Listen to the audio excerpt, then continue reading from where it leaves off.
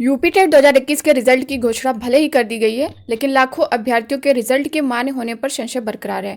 बात कर रहे हैं एनआईओएस, डीएलएड और बीएड अभ्यर्थियों के प्राथमिक स्तर की शिक्षक पात्रता परीक्षा में रिजल्ट के मान्यता को लेकर के।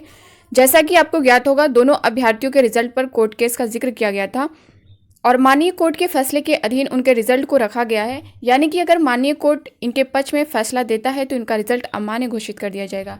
जहां एक तरफ बीएड अभ्यर्थियों के एलिजिबिलिटी को के मैटर में प्रदेश सरकार और केंद्र सरकार खुद हस्तक्षेप करके माननीय सुप्रीम कोर्ट तक लड़ाई लड़ रही है ताकि बीएड अभ्यर्थियों के प्राथमिक स्तर की शिक्षक पात्रता परीक्षा में टेट के सर्टिफिकेट को मान्य किया जा सके। वहीं राज्य सरकार एनआईओएस डीएलएड अभ्यर्थियों के खिलाफ में माननीय कोर्ट में अपील कर रही है ताकि इन अभ्यर्थियों के रिजल्ट को अमान्य घोषित कर दिया जाए। हालांकि एनआईओएस डीएलएड के संदर्भ में पहले ही माननीय पटना हाई कोर्ट के द्वारा इनके फेवर में फैसला दिया गया था।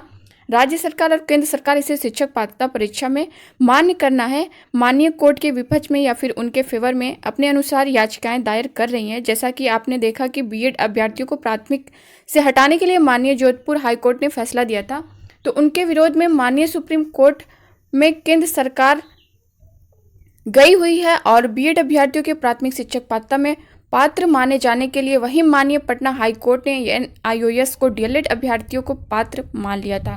प्राथमिक स्तर के शिक्षक भर्ती प्रक्रिया में तो इसके खिलाफ प्रदेश को राज्य सरकार माननीय कोर्ट का दरवाजा खटखटा रही है ताकि इन अभ्यर्थियों को प्राथमिक शिक्षक भर्ती में पात्र न माना जाए। स्क्रीन पर आप इसके संदर्भ में एक आर्टिकल देख पा रहे होंगे। 20,000 का टीटी रिजल्ट रोका।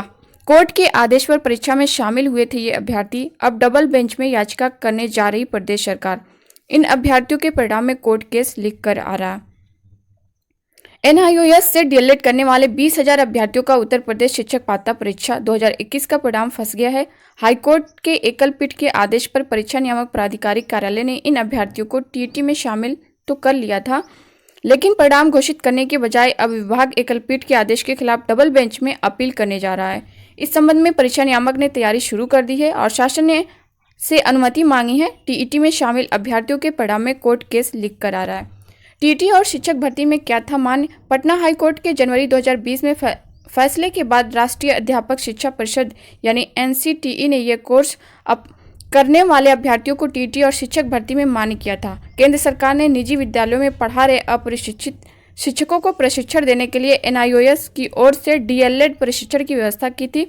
यूपी में तकरीबन 1.5 लाख अभ्यर्थियों ने एनआईओएस से 18 महीने का डीएलएड किया है। तो पूरी तरह से केंद्र सरकार और राज्य सरकार पर ही निर्भर करता है कि वो किसको मान्य करना चाहते हैं, किसको नहीं करना चाहते हैं। क्योंकि जहां एक तरफ माननीय जोधपुर हाईकोर्ट के फैसले के बावजूद प्रदेश सरकार और केंद्र सरकार बीएड के फेवर में है और माननीय सुप्रीम कोर्ट तक गई है, और एक तरफ माननीय पटना हाईकोर्ट के फैसले के खिलाफ एनआईओएस डीएलएड अभ्यर्थियों के विरोध में है और उसके विरोध में माननीय डबल बेंच में याचिका दायर करने जा रही है। इन सभी मुद्दों पर आपका क्या कुछ कहना है, कमेंट करके जरूर बताइएगा। और ऐसे इंपॉर्टेंट अपडेट पाने के लिए आप विजडम मास्टर चैनल को सब्सक्राइब करिएगा, लाइक करिएगा, शेयर करिएगा। इस वीडियो को देखने के लिए आपका बहुत शुक्रिया। Thank you.